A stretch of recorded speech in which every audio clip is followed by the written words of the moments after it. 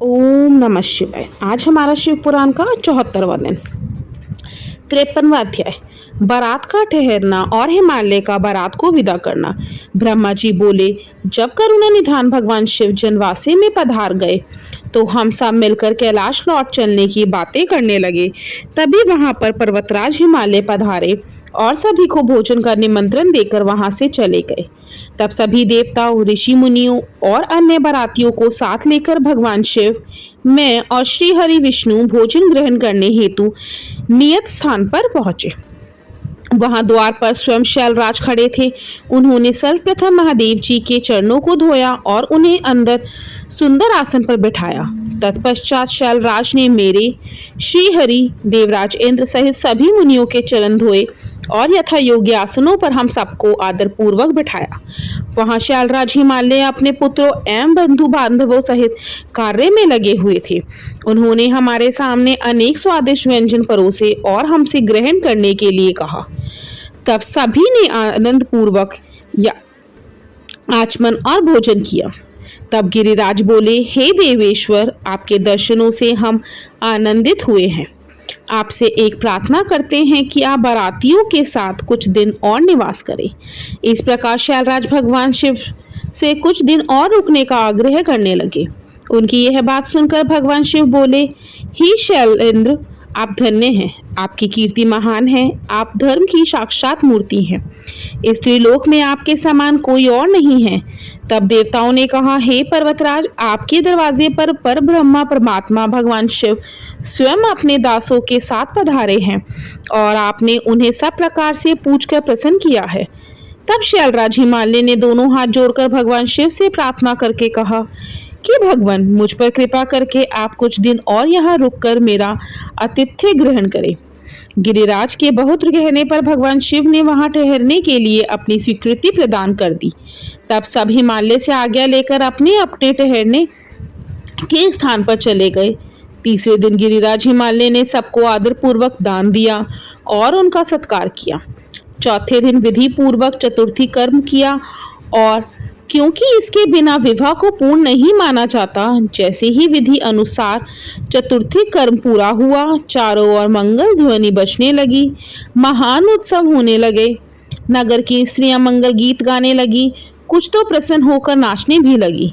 पांचवें दिन सब देवताओं ने गिरिराज हिमालय से कहा कि हे पर्वतराज, आपने हमारा बहुत आदर सत्कार किया है। हम सब भगवान शिव के विवाह के लिए यहाँ पधारे थे। आपके सहयोग से शिव पार्वती का विवाह आनंद पूर्वक हर्षोल्लास के साथ संपन्न हो गया है। अतः अब आप हमें यहाँ से जाने की आज्ञा प्रदान करें। परंतु गिरिराज हिमालय स्नेह पूर्वक बोले, हे भगवान शिव, ब्रह्मा जी, श्री हरि विष्णु, देवराज इंद्र, अपनी प्रिय पुत्री पार्वती के कठिन तप के कारण ही आज मुझे यह सौभाग्य प्राप्त हुआ है कि जगत के कर्ता, पालक, संहारक सहित सभी देवता और महान ऋषि मुनि एक साथ मेरे घर की शोभा बढ़ाने आए हैं। आप सबकी एक साथ सेवा करने का जो शुभ अवसर मुझे प्राप्त हुआ है, उसका पूरा आनंद आप मुझे उठाने दीजिए। हे देवाधिदेव, अपने इस तुच्छ भक्त को पर इतनी सी कृपा कर दीजिए। इस प्रकार पर्वतों के राजा हिमालय ने अनेक तरीके से सब देवताओं सहित शिव जी की बहुत अनुनय विनय की और इस प्रकार उन्हें हठ पूर्वक कुछ दिन और रोक लिया। हिमालय ने सबका बहुत सेवा सत्कार किया। उन्होंने सभी का विशेष ख्याल रखा, सभी की आवश्यकताओं का पूरा ध्यान रखा जाता। शैलराज ने देवताओं के लिए हर संभव सुविधा उपलब्ध कराई। इस प्रकार खूब आदर सत्कार करके सबका मन जीत लिया। जब बहुत दिन बीत गए तब देवताओं ने शैलराज हिमालय के पास सप्तऋषियों को भेजा ताकि वे देवी मैना और उनके पति पर्वतराज हिमालय को बारात विदा करने के लिए तैयार करें। तब वे सप्तऋषि प्रसन्न हृदय से शैलराज हिमालय के पास पहुंचे और उनके भाग्य की सराहना करने लगे कि आपके अहोभाग्य हैं जो स्वयं भगवान शिव आपके दामाद बने। पर्वतराज, आपने अपनी पुत्री पार्वती को शास्त्रों एवं वेदों के अनुसार भगवान शिव की पत्नी बनाकर उन्हें सौंप दिया है। कन्यादान तभी पूर्ण माना जाता है जब कन्या को बारात के साथ विदा कर दिया जाता है। इसलिए आप भी सहर्ष देवी पार्वती को भगवान शिव के साथ सादर विदा कर दीजिए। तभी कन्यादान की रस्म पूरी होगी। तब मैना और उनके पति गिरिराज हिमालय बारात को विदा करने के लिए राजी हो गए।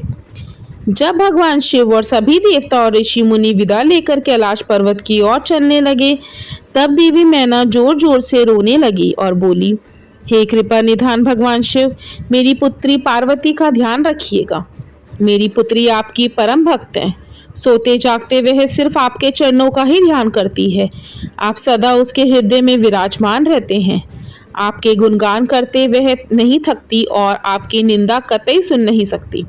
यदि मेरी बच्ची से जाने अनजाने में कोई अपराध हो जाए तो उसे क्षमा कर दीजिएगा। आप तो भक्त वत्सल हैं, करुणा निधान हैं। मेरी पुत्री पर अपनी कृपा दृष्टि बनाए रखिएगा।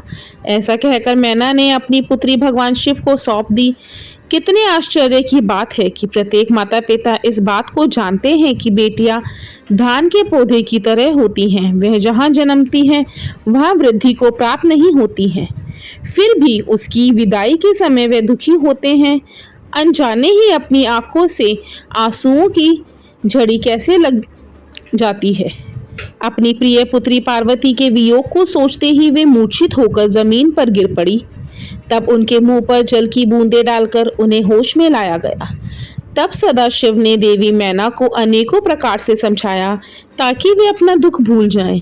फिर कुछ समय के लिए मैना और पार्वती को अकेला छोड़कर भगवान शिव सब देवताओं में अपने गणों के साथ हिमालय से आज्ञा लेकर चल दिए।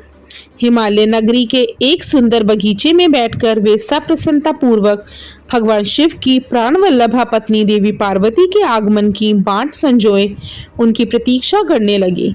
वे शिवगण प्रसन्नता पूर्वक प्रभु महादेव जी की जय जयकार कर रहे थे। ओम नमः शिवाय।